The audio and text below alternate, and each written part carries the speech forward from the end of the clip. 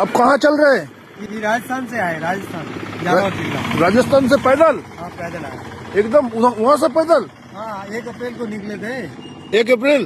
9 महीने लगे आने में। 9 महीना? हाँ पहले मतलब उत्तराखंड गए 25 को 2025 को? हाँ पहले उत्तराखंड गए, हाँ चारों धाम, हाँ फिर उत्तर प्रदेश अयोध्या, काशी, प्रयाग, हाँ देवघर, हाँ सीतामढ़ी और विद्यास्थल, ये दर्शन करते करते हाँ फिर गया जी बिहार में हाँ और झारखंड गए देवघर और तारा माता के दर्शन किए। फिर आगे गंगा सागर, जगन्नाथपुरी, रामेश्वर, द्वारकापुरी, 4 धाम यात्रा। आपका उम्र कितना हो गया?